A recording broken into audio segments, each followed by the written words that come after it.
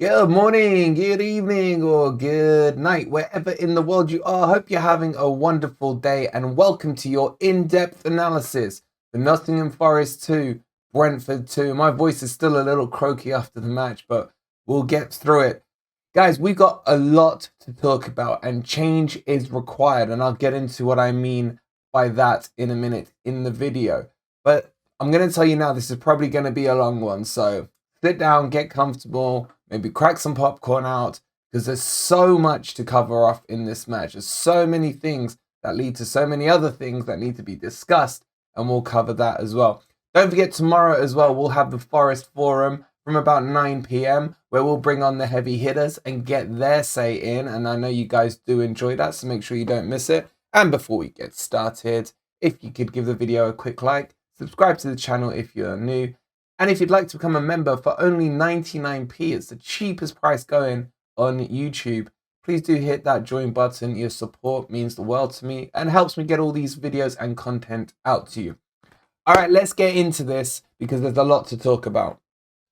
Okay, so as always, I'm going to take you through some key parts of the match. We're going to go through them, analyze them, and select them. And what we're going to cover off today is the good, the real good from the first half with Nottingham Forest, the real bad in terms of the mistakes. And then we're going to talk about the changes that have to happen with this whole squad, this whole Nottingham Forest empire, if you like. They have to be done. And I have a solution, a quick fix solution to fix some of our problems. And we'll get into that as well. But let's jump into it and let's go into the full screen mode. And I want to start with the first half analysis. And for me, that first 40-ish minutes was probably one of the best 40 minutes we've had in the Premier League this season. Oh, as the creaky mic moves. There was so much good to be taken out of it. There was so much aggression being shown. But more importantly, there was so much forward movement from the front three. I like this front three as a three with Owoni in front of them. I think there's enough evidence to suggest, as I've been saying for weeks, if not months, Dennis, Morgan Gibbs-White, Jono as a three across the middle with Owoni in front of them is, to me, the best we've got. And I would, not just the best we've got, but good enough for the Premier League. But let's get into this because I want to show you what I mean by that. So if we have a look here, you've got, I'm going to have to move the mic, guys. Sorry, it may slightly show in the video. I'll move it. There we go. So what we got here, we've got Jono about to compete for a header. And he wins one. It's a very rare occasion that he does win a header. Look, he can't find the player with it, but the header is pretty good. He loops it up in here towards the middle. And what you're going to see is that Morgan Gibbs-White won't win the header, but just look how touch tight he is to the player there. He's giving him no space, no room at all to have time to control the ball. So what he has to do here, he's got no choice but to header the ball because the ball bounces down. He's going to head it and he's aiming over here. The nearest player he can get it to is there, but he can't generate the neck muscle crank to get enough on it to get it to the player all the way over here. So he's going to end up just putting it loose into this space here. And as you can see, Dennis here, just watch how he's watching the play and understanding what's about to happen. And Morgan Gibbs-White is still touch tight with him. It's real good attacking midfield play, for want of a better phrase. There goes the header. Dennis is straight on it. And this is what I want you to start watching. This, for me, is the change with these three playing across that front line. Dennis is going to attack the ball that way. Morgan Gibbs-White already on his bike. And so is Brennan Johnson. Already Morgan Gibbs-White has got ahead of the Brentford player here. And if we move this forward, just keep an eye on that gap. There we go. Have a look at this. For me, the key is here. The determination to break forward and the lack of determination from Brentford midfielder to get back and assist. Look at what's his name? Jono. Head down in, oh, you can't see it's behind me. Look at Jono. Head down in full running mode, determined to get forward, which is brilliant to see, which we've been lacking from him, if I'm being brutally honest, throughout the season. Morgan Gibbs-White has made the undercut here, and now Dennis is going to drive. What you've got here as well is a very flat line from the Brentford back line. They've only just started to react now. And now they're in trouble. This is, you could call it a 4-on-3 situation in Brentford's favour, but with the pace these three guys have, I'd put it in our favour. And this is what we haven't seen all season is drive. Look at Dennis. He just picks the ball up and drive. Look, I agree. He was falling over a lot. He needed longer studs in his boot, as Tommy has said several times in the comments over the last few days. But I don't really care about that, because this is like, you know what this is like? This is like watching Mighty Ducks back in the day, and you're seeing Emilio Estevan shouting from the sidelines, saying, "Flying V," because that's the formation we got. It's quite annoying that Johnson is hiding behind me. I can't quite get him in, but there you go. You got a glimpse of him. But there's that flying V, if you like, from the three players there, which is exactly what you want to see. Now, imagine if Awoni was maybe somewhere here, really stretching that line. That's what I would dream of seeing. Anyway, watch it. It keeps driving forward. Again, just keep an eye on the gap from, I think that's Jensen, all the way to Morgan Gibbs-White. He hasn't been able to track him. And now, this is the other thing that people are missing. Those ones who have criticised Dennis's performance over the weekend, is he is surrounded by players. Most players here would stop, check the ball, and look for a backwards pass. He has the guile, and he has the ability and the confidence to keep driving forward.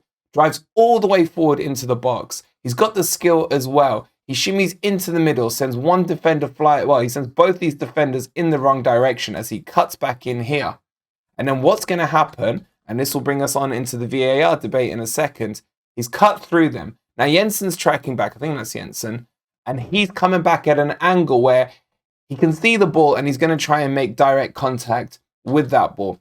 However, Dennis's feet are just too quick, because he flicks that behind him, and there's the contact point there. The ball is nowhere to be seen, and there's clear contact on Dennis there. If I show it to you from a different angle, you can see there, the ball's behind the play. He didn't touch it. There was not even a little flick on it, and his leg here has come across and is going to trip Dennis's right leg. And then Dennis is going to go down. Again, there's a different angle from it. I think this is the clearest one. You can see that his foot is right behind Dennis. Dennis, who's cut the ball back this way, he's changing direction. So any clip, even a small clip, will be enough to knock him over. And it was a decent enough clip to knock him over. How that wasn't given as a pen, I have no idea. Maybe it was his theatrics. As you can see, he's going down like he's been sniped. But it doesn't matter how they go down. VAR, which they checked, should be looking for that contact. I don't see how they missed that one. We'll get into the whole VAR thing, no doubt, as well. And if we don't have time for it today, we'll cover it off in the Forest Forum. But to me, the point I wanted to show you here wasn't the VAR stuff. It was the way the front three are attacking and they're driving forward. If you have a look at it, they are all in the box. There's Dennis, there's MG Dub, and there's Jono as well. All in the box, all making progressive forward runs, and all in formation. I mean, this is literally how they set up. Two wide men and MG Dub playing as the false nine. That, for me, is a really good attack. And it happened very soon again after, and I want to show you that as well now. Okay, so this is attack number 2. Again, Jono's hiding just behind me here, as you can just see there. Hi, Jono.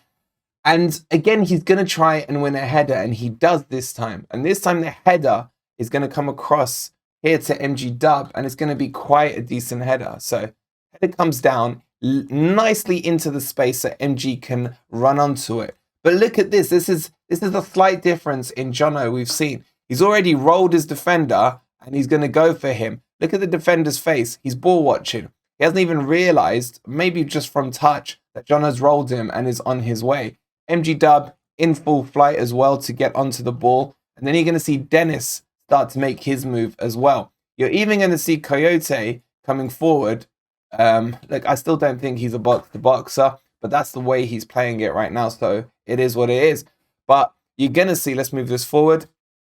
Oh, sorry, before that happens, this is the skill from MG Dub. He brings it down. He's tight on this player, and we saw this all game, and he's going to nutmeg him beautifully as the player commits. Then he's going to go around him. Now he's freed up. Look at the space just from that one piece of skill that he has freed up. He's got all this space here to work with. This player is out of the game completely, but now have a look at the shape. Jono here is on the move. Dennis on the move. MG Dub is about to grab the ball and get it on the move. This is proper Premier League attacking now. Good, quick, semi-similar to what we saw last season. And now Brentford are in big trouble with only 3 players at the back, very wide of each other. It's a very, very good counter-attacking opportunity. Let's run it forward. And you can see here that Jono's in the space. Now, MG Dub's just about to get the ball. Jono's still onside. You can see him behind my head there. And Dennis, what he's going to do is try and occupy this defender by pulling him out a little bit. Brilliant still. Everything on it is absolutely fantastic. But this, for me, should have been the point where the ball was released into that channel there. If I'm going to criticize my boy MG Dub, this is like the worst criticism I can give of him. But this is where the ball should have been put in front of Jono so he can run onto it. Because Jono still has space. Again, you can see there, these two. There's a gap between them. The Brentford number 5 isn't close enough to impact Jono there. And in a foot race, while Jono's in a forward-moving trajectory, he's never going to be caught. So for me, if I had a slight criticism, it would have been MG Dub, get that ball in behind me and get it played earlier. Now, he does keep running onto it. And as you can see now, this chap here has caught up Jono and he hasn't got as much time or space. But it's also made the ball harder for Morgan to play it through. However, he does have the skill to do it. And as you see with the ball that he does produce, he does thread it through that gap and into Jono's path. The ball itself is still very good. It is. I just think it should have been released a bit earlier. But now watch what happens. And this is the difference of Jono from this season to last season. When the ball comes across, if you look here, the keeper is completely out of position. He's more covering his far post than his near post. Look at the space there for Jono to aim at there. There's plenty of space near post for him to have a crack at the ball there. What does he do? He lets it run across his body a bit more, widens the gap. I would still argue here as he is about to shoot, the keeper is out of position. And anything in the top corner or curved into the bottom corner here is the right choice. And Jono, look, his favourite shot is a cross goal. Maybe the keeper's done his research on his homework about it. But a confident Jono puts that in near post for me. A Jono last season does. But that will come. That will come. Maybe this is building up his confidence. The shot is terrible. There's no other way to flower it around. He half shins it, he half chips it, he half shoots it all in one, which takes all the pace off the ball, all the power off the ball, and it ends up being quite a weak shot. And the problem is, because the keeper was still not correctly positioned, as you can see, his balance is a bit off. Even with the shot being so poor, the keeper can only palm it away. And because of that, had Johnson made a proper connection or shot a second or two earlier towards that near post, I feel that would have definitely gone in for a goal. And there it is. You can see it's not a clean contact. The ball's halfway up his shin. And the balance is okay in terms of his weight. It's the contact that's all wrong. The ball didn't bobble up that high. In fact, if anything, the slight uplift on the ball makes it easier to get a cleaner connection on. And that was the problem with it.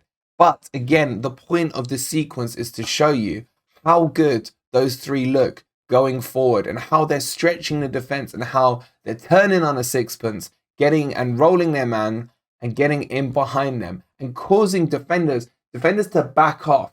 Yeah, is what you want to be seeing from a defensive line. They're backing off while walking backwards, quite squarely placed in their body shape. And that's what we were doing in the first half. And it only felt like a matter of time before the goal was going to come, which we're going to move on to now. Okay, so let's get into this goal because I really like it, especially as it's MG Dub scoring the goal. What you can see here is McKenna's stepped forward and he's just pounded a header through, which I'm fine with. I don't mind him stepping up. Look, you could argue that Coyote's a little too far forward, etc. Freuler's in an okay position. God only knows where Yates is. He's further up the pitch, if I remember rightly. But I just want to show you the angle, the distance, that he gets. So the ball is right here. Oh, as the voice cracks. Look at that, already the distance that the ball has covered to get all the way over here to Dennis. It's a meaty header that he hits. And if I show it to you from the other angle, I just want to show you the distance that header covers. This as well is just to show you that Dennis is 100% onside. Let's just zoom that in slightly so you can see. You can see that his foot here is this side of the line. You can see the defender there is just, if you can even use the lines of the grass, you can see clearly his foot's ahead, and his back foot is in the same shape as the other defender's back foot as well. But he is probably like a quarter of a yard onside, in my opinion. And the lines proved it on VAR that it was absolutely fine. So let's move it on. But you can see again the distance of the header. If you have a look at it, where it's come from, McKenna's over here. And what a great header. Real power on that header.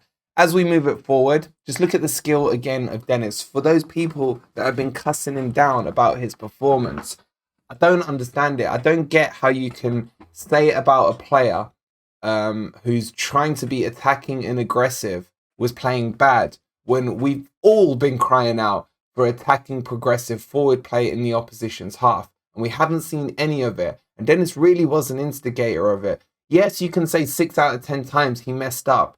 But those 4 out of 10 times where it worked, it created something. And it was good to see. So what happens here, Dennis is going to put down a beautiful chest over to MG Dub.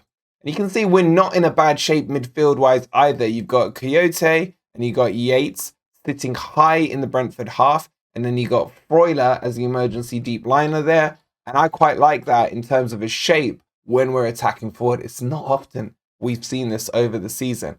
He chested down to MG Dub. As always, the control is spot on and beautiful. But have a look at it here. This is where the magic starts for me. You've got 1, 2, 3, 4, 5 players around him. And does it faze him? Of course it doesn't. Because there's the MG Dub. He's the £42.5 million player. Yeah, not that he costs that much, but that's what everyone's saying. And he's not fazed by it. What really kind of got my head scratching, and you'll see this throughout the rest of the video, is Yates. Yates there already asking for the ball in a position where MG Dub can't even see him. So I don't know why he stands there asking for the ball. He should very quickly realize that the path isn't on and start making a run that way into the space to give MG Dub some options. But anyway, let's run it forward and I'll show you what happens. He takes him on now. Now look how tight they are. There's 1 and 2 players sandwiching him. And he's not fazed. He does the most beautiful stud roll you've ever seen. In fact, we'll bring it up for you here. And you can see just by the body shape of the Brentford player here, if I just get out of the way for a second, he's committed into the challenge, and that roll is enough to take him out of the game. And you can see here, he's just surrounded, absolutely surrounded by Brentford players and not fazed 1 iota. Let's roll that forward so you can see what happens. That ball roll absolutely sold the 2 Brentford player. Now the burst of energy burst of pace comes through, and he breaks past those 2 Brentford players. And now he's still surrounded. Even though he's past them, there's still a defender there. 1 coming across here. This guy covering an angle on a shot. Does it faze my boy? Of course it doesn't. He takes the shot, surrounded. But just before I show that, I just want to show again, I just want to point out this whole Yates thing. Why is he still asking for the ball there? There's just no physical way, one, that the pass could be made, and then secondly, the MG Dub can even see him. See what I mean? Where he didn't make that run there. A more experienced Prem player would have seen that we were on a good attack, would have seen that Coyote's still covering, that Freuler's still covering. We've got that extra body into the box, but he's just there doing this, and I didn't really understand it. Maybe you guys know why. In the comments down below, let me know. Here comes the shot. Bang, in she goes. Deflected, not deflected, don't care. Don't care, he scored. He's up and running. Welcome to the Premier League. Morgan Gibbs-White is just going to get better and better and better going forward, I hope. And then a quick shout out to our boy here. Oops. Look at him looking good. Why is that not working? Looking good with his camera phone. Nice and famous. Getting right in there with the players. Absolutely lovely to see. So that was the goal. Again, brought by drive, aggression, and just sheer determination to get through. And of course, more than anything, Morgan Gibbs-White's skill, it was just doing all game. He's brilliant. He's brilliant. For all of you doubting him, you know, they've gone a bit quiet. They've gone a bit quiet this week. Let's move on to the next bit. We're going to start talking about some VAR stuff. Okay, there was so many VAR incidents that should have gone Forest's way in the match. And this is another one, but I'll explain to you why I don't think this one was a penalty in a second. I think, let me just give you a kind of overview of my thoughts on the match in terms of VAR. I thought the ref was shocking. I thought the VAR ref was shocking. And I thought not just on the VAR decisions, but on a lot of on-field decisions and fouls that didn't go Forest's way throughout the whole match. I thought it's probably one of the worst reffing performances I've ever seen. However, to hide behind VAR is not something we should be doing. To allow the excuse of what we're going to see in a second and in the second half is not acceptable for me. VAR is VAR. It's not consistent, which is stupid because it was brought in to increase consistency. I will be doing a video separately on the whole VAR stuff, and we'll really get into VAR, not just for Forest, but across the Premier League as well, and comparing that maybe to Champions League and other sports as well, where they do get it right. But just for this instance, because this brought a lot of debate over the live streams and over the player ratings and things like that, this one was not a penalty. It was maybe a foul. I feel Yates went over very easily, but it was definitely not a penalty. And I'll show you why. If I just move my head now, you can see that Yates is completely outside the box. And that's the first point of contact from the Brentford player. So, yes, it could have been given as a foul, but VAR can't overrule that, as I found out and learned on Saturday. But he is completely outside the box when the initial contact is made. And that's where it's judged on where the initial contact is made. So that's why it wasn't given. So on this one, I think it's quite conclusive that Yates was outside the box. Was he fouled? That's when it becomes subjective. There was definitely contact. The arm is in a pushing motion. There's no shoulder involved or anything like that. I do feel he went over a bit softly. But the bottom line is the black and white of this one, he was outside the box. But what do you guys think? Was it a pen or not? Let me show you the image again. You can see his foot here, completely outside the box with the other foot as well. And I went through it frame by frame. And guys, honestly, this video takes me so long to put together. So if you wouldn't mind just hitting that like button, that would be really appreciated. But it takes time to analyze these things and go through them and kind of give it to you as congested as I can. So you make sure you get the full analysis. But remember, all of this is just my opinion. I'm just saying it as I see it. Your opinion may differ, but that's why I love to see your comments down below. But for me, this one was not a pen.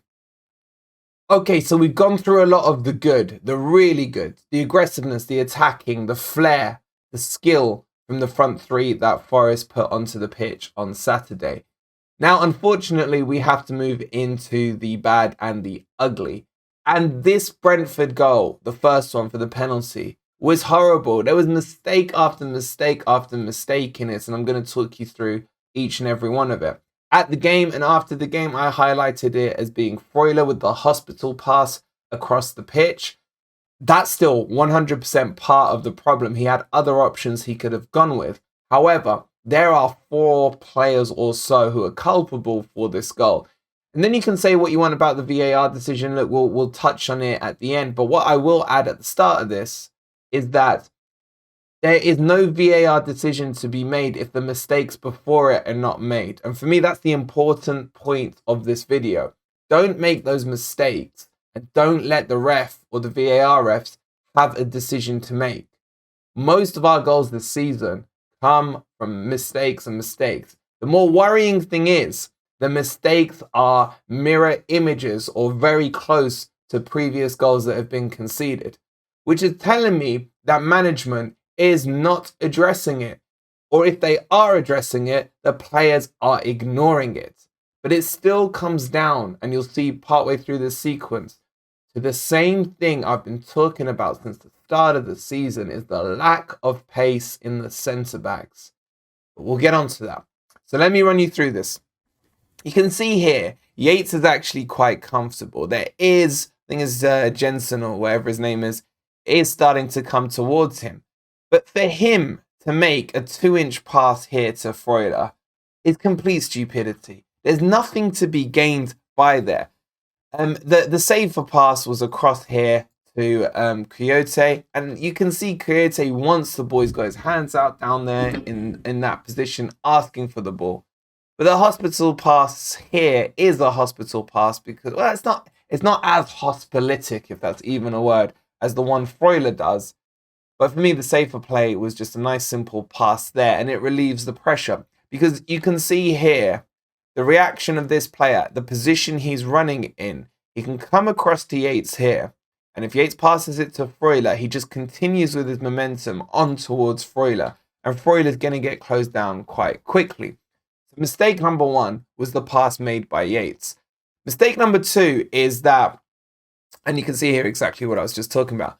Mistake number 2 here is Freuler.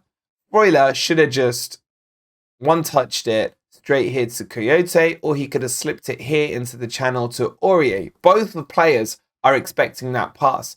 Coyote's still calling for that ball, and Aurier is on the move. Look at him in the previous thing there. He's standing quite still, and as soon as he sees that Yates has passed that ball into Freuler, he's reacted. And this is why he's such a good player, because he's reacting. I'm just going to zoom that out a little.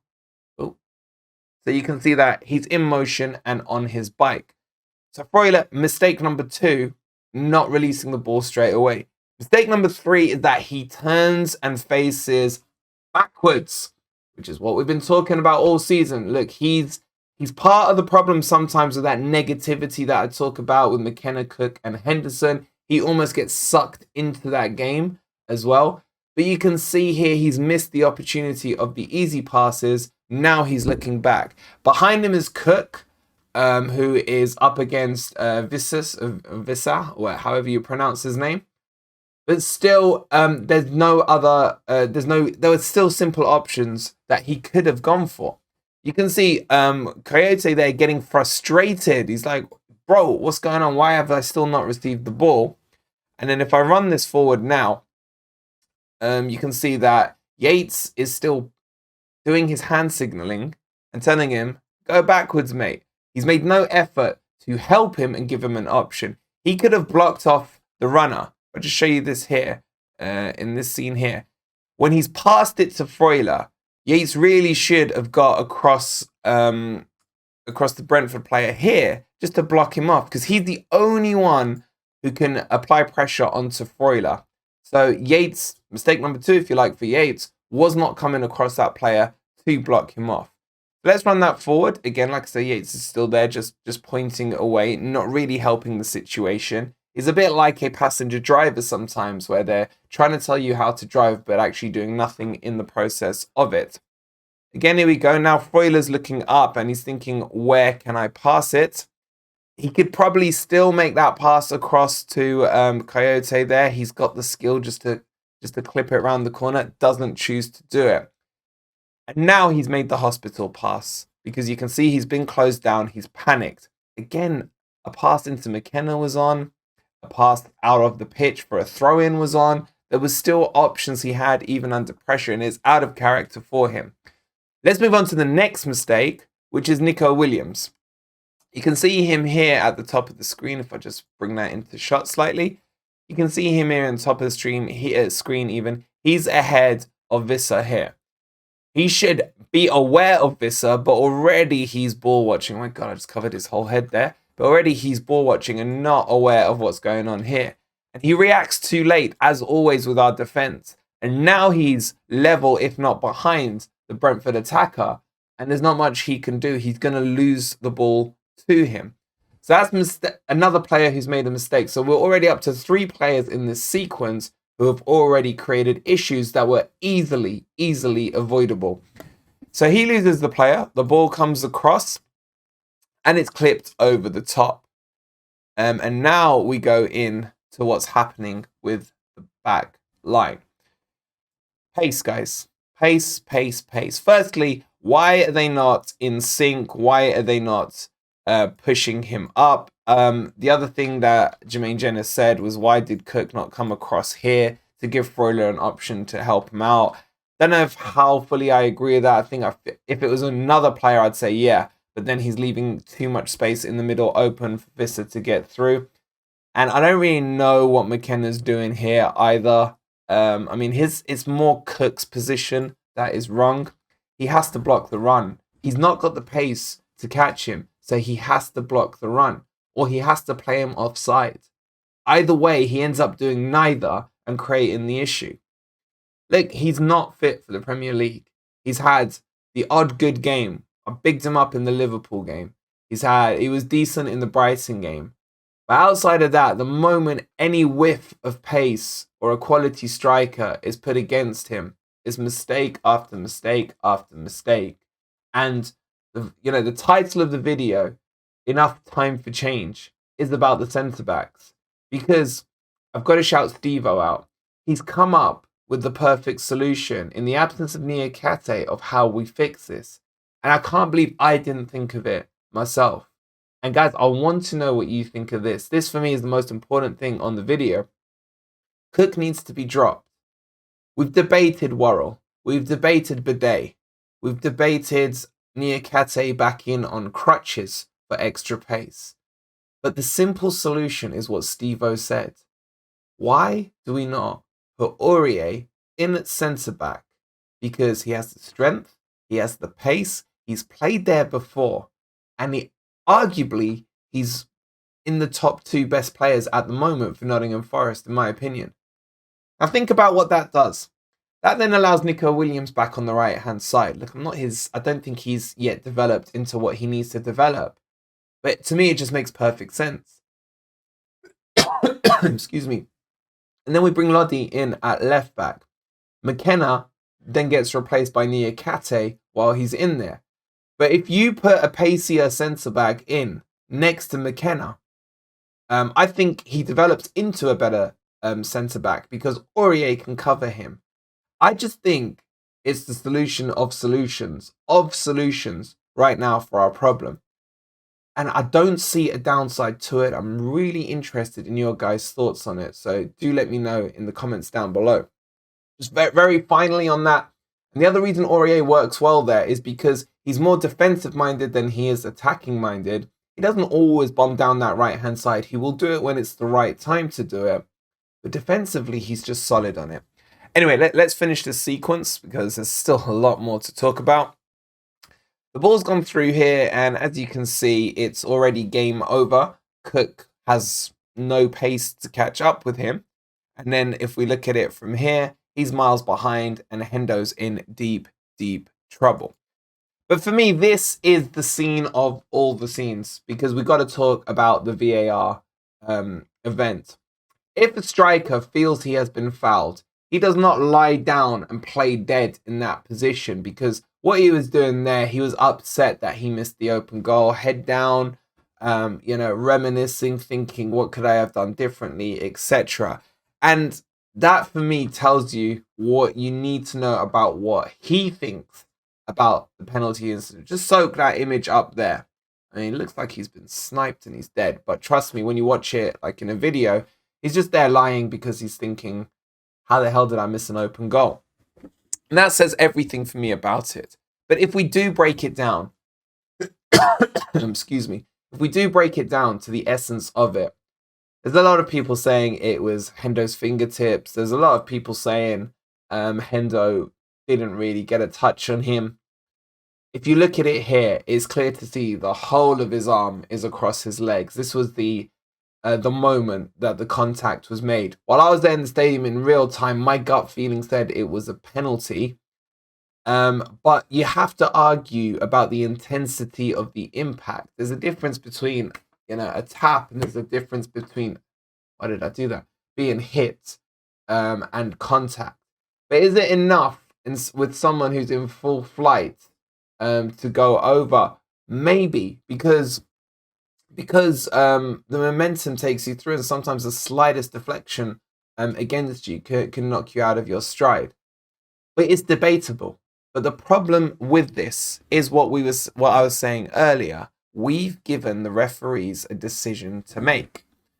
Had we not made those 4 or 5 errors in the build-up to the goal, there is no decision for a ref to make, because the ball would have been down the wing with Aurier, with Coyote, or whatever, or out for a throw-in, and we could have regrouped. This is the problem with the Forest defence at the moment. Now, if you do look at it, Henderson does pull his arm away. He kind of does a bit of that with it straight after the impact. So I think Henderson did feel the impact. I really do. And I always say anything in our box is never a penalty, and every touch in the opponent's box is always a penalty. But if I put my neutral glasses on, I can see that's given. I know a lot of you won't agree with me, but at least I hope you agree with the point I'm making, that why give him the opportunity to make that decision in the first place. So do let me know what you think about this in the comments down below. And then we're now going to move into the second half and the real ugliness of what happened there.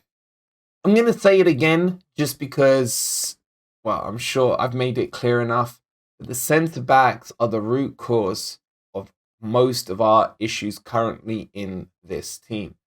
Throughout the whole of this second half, you would see McKenna pass it to Cook, or McKenna pass it to Henderson, or when he passed it to Cook, Cook would dally on the ball. Brentford weren't pressing. They'd get so bored of waiting that they'd be like, all right, fine, we'll come and press. Cook would be there.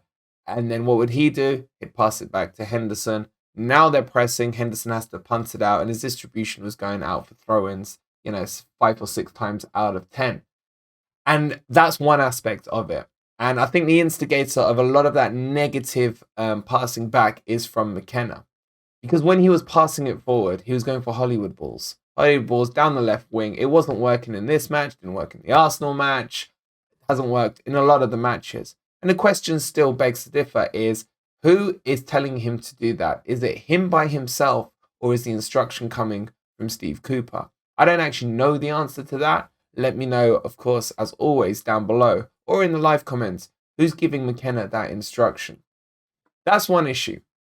The second issue, and the greater issue, actually, I would say those issues are on par, is the fact that they couldn't beat a tortoise in a race.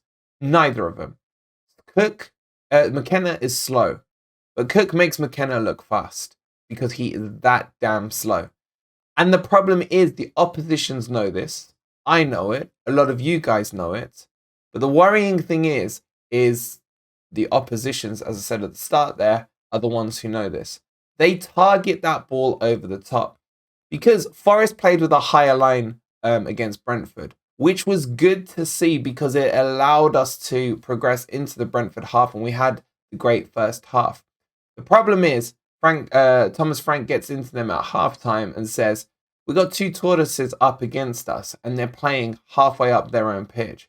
Get that damn ball over their heads and we're going to have success. They had success with it in the first half with the penalty, and they're about to have success with it here in the second goal. Seen it game after game. Those games like against Leicester, where those diagonals were going in over Cook's head for Vardy to run in behind because we tried to play a slightly higher line. It's things like that that cause the problem. Now, the line itself is correct. That's where they should be playing. I don't want to see a low block on the 6-yard line because we're compensating for Cook and McKenna's pace. The line is correct. The personnel is wrong. And I just can't believe how much Steve-O, in my opinion, has hit the nail on the head by saying put Aurier into the middle until Niakate comes back. It just makes complete and utter sense to me. So that's one problem. That's both those problems. The major problem of all this is, how is Cooper not seeing it? How is Cooper not seeing in so many previous games that oppositions are targeting us down over the top with that ball? In the first half, Brentford were trying it, but the problem they had is they targeted Aurier. They were going for the diagonal ball over Aurier's head, and he was mopping it up left, right, and centre, which tells you that if he's in the middle, he's going to do a similar job to it as well. Everything about it to me is just making more and more sense. But let's run this goal through, and this will be the second goal for Brentford. Ball comes in over the top. Already they've lost their man. Already they've given up a yard to him. Now, who do you blame in this, Cook or McKenna? I say there's blame on both. There's blame on both in terms of, and there's also blame in nature as well, seeing that they haven't been blessed with pace either. And there's blame on Cooper for keeping him on the pitch or starting them, should I say, when they don't have the pace for this league. They're good in the Championship, but I'm definitely, Cook needs to go. McKenna, I'm now starting to have some doubts over. Already now, he's gained about 1.5 yards to 2 yards. And the problem you're going to see, and I think the second view I'm going to give you of this will be a lot better. But you can see here, Dean Henderson is way off his line. And I mean, you can blame him, you can't blame him because the defense was so slow. The problem for me is he's either got to be up at the edge of the box or on his goal line. He can't end up in this Sons of Anarchy style nomad situation where he's just nowhere to be. I reckon I could have lobbed the keeper from there because it's a nice bouncy ball. You're just going to make solid contact with it, use the pace and the loft from the ball, and it's an easy finish. He made it very, very easy for the Brentford player.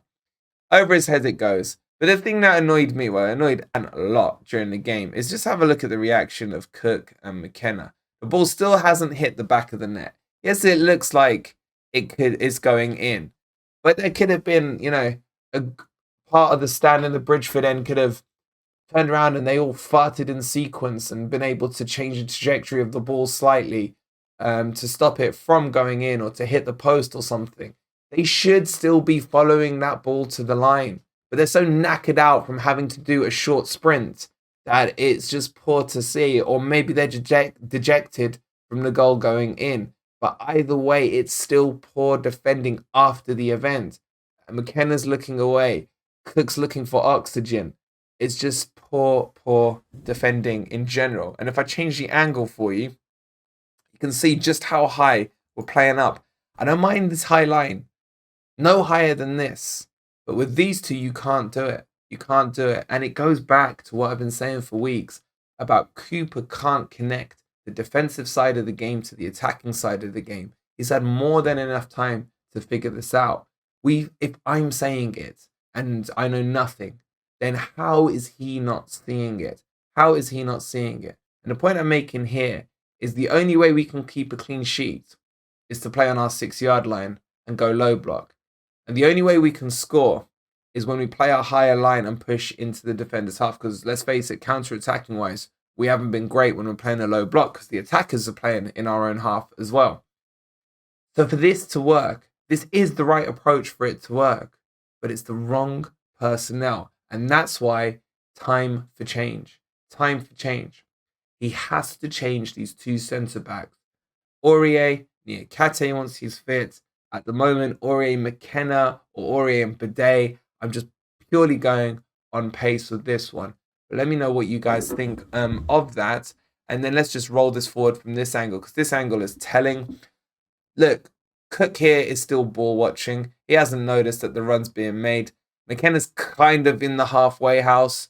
He sees the runs being made. He's starting to get, plant his foot to accelerate back away. But it's like a locomotive going. And then already, look at the gap that's been given up. Look how far Henderson is. He's past the penalty spot at this stage. And he's still got about 10 yards to the player as well. Up goes the ball. Look at the gap to the goal. It's clear he's in absolute nomad land there. And that was 2-1. So, horrible defending. And this was in the 75th minute. And from the second minute of the second half to the 75th minute, it was just not good football at all from Nottingham Forest. They just felt like they'd given up hope. They'd given up the aspirations. They thought the game had gone. Following that, then, as always, that's when Cooper reacts and starts to make his subs, again, reactive rather than proactive. He brought a couple of players on, and in the last minute, he ends up taking off Cook and throwing on Surridge and throwing the kitchen sink at it like it's an FA Cup match and so on. Sometimes you get lucky, sometimes you don't. I'm not going to go through our second goal because it's just one of the... Morgan Gibbs-White was brilliant in it. O'Brien was brilliant in it. Surridge was brilliant in it as well. But it really was kind of all hands on deck, throw the kitchen sink and see what happens. That for me isn't good management. That for me is your game plan didn't work. You got it wrong. Thomas Frank outthought you at halftime, made some tweaks that you didn't react to. And then it's a kind of screw it. Let's see what we can do with whatever attackers we got left on the bench. Let's chuck them up, hidden hope style FC. And for me, that's not the way football should work. We got lucky. We could have not got lucky at the same time. Had the ref only added 5 minutes on, blown his whistle a minute earlier, today's conversation would be a whole lot different. And we were able to limp away with 1 point when I'm telling you, Brentford were worse than when Villa came to the City ground. They were atrocious, but we allowed them. They had 2 shots on target all game. 2 shots. One a penalty and one this lob. Outside of that, they had 1 other attempt that went wide of goal. They offered nothing. If we're not beating these teams and beating them comfortably as we should have done in this game, it starts to tell you a lot about what's going to happen when we do. Well, we've seen what happens when we meet the Man Cities and the Arsenals. Yes, we beat Liverpool, but you've got to say, if you're being completely honest with yourself, Van Dijk's a bender. Yes, we beat West Ham, but a penalty was missed. The crossbar was hit 300 times. So in those games, look, we were lucky. You can argue you need luck to go your way sometimes in football, and it did there. You can't rely on luck to get where you need to get in the Premier League. That's kind of the analysis on the video for today. So to wrap everything up, time for change. Time for change with those centre-backs. 14 games is plenty of time, even for a manager who lacks tactical awareness, or a manager who's just come into a Premier League, or a manager who's really stubborn to understand that it's not working and it has to change. I've given you an alternative. Again, shout out to Steve-O, an alternative that I believe will work in the absence of Niakate. I am so interested in your guys' thoughts on it. Do you think it will work as well? Or would you like to see Worrell back? I think Worrell's better than Cook, but I don't think he's good. I think he has many flaws. And I think the fact that he's captain and Cooper has dropped him. Dropping a captain is no easy task. And he's dropped him early in the season. Tells you what Cooper thinks of Worrell in the Premier League. And those things that I pointed out, especially after the Everton and Spurs match, that I was probably right to suggest those were the flaws, because it seems like Cooper has tended to agree. So bringing Worrell back in for me is going from one huge problem to another problem, from the Cook to Worrell issue, because Worrell will come with his own issues as well. He is a little better than Cook, but don't get carried away and think he's the answer to it, because he is absolutely not. Aurier, for me, put him in the middle. Williams on the right, Lodi on the left. I know Lodi, you're going to say Tuffler, but he's injured, so you can't argue with me right now about it. And then McKenna or Bidet alongside him. Let me know your thoughts. I hope you've enjoyed this video. If you have, as always, please do hit that like button and subscribe to the channel if you are new. If you do want to support us as a member, please hit that join button as well. It's only 99p. We'll leave it there. I may, if I have time, do the VAR video later on today. And then tomorrow we'll have the Forest news as well as the Forest Forum. I can't wait for that one. We've got a cracking lineup, as always, of special guest panelists to come on to that. So make sure you're tuned in for it. And until then, come on you Reds.